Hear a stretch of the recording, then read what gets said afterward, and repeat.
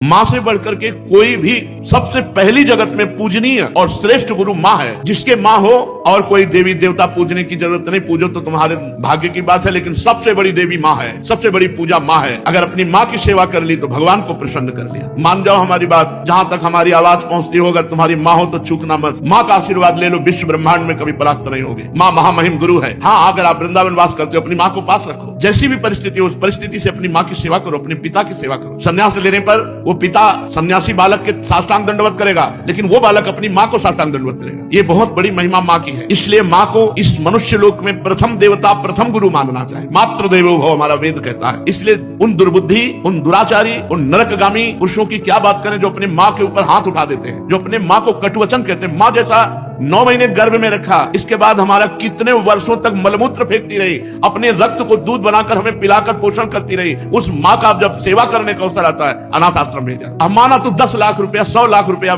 जमा कर देगा अनाथ आश्रम में, उनकी खूब सेवा होगी। लेकिन प्यार, अपना पुत्र अगर 2 रोटी लेकर के आए मुस्कुरा करके, माँ कैसी हुई, इससे बढ़कर के रुपया पैसा और सुविधा नहीं होती। प्यार, प्यार कौन देगा? तुम बच्चे थे, तुम्हें अनाथ आश्रम में भेज जाती, जाकर के पैसा जमा कर देती, तेरा हालत क्या होता? आज जब माँ की सेवा का अवसर आया, ये जवान जवान लोग VIP बनते हैं। ये धर्म है। धर्म निश्चित अपना प्रभाव दिखाकर रहता है। तो अधर्म करोगे तो दंड मिले। सबसे पहली बात समझ लो, माँ।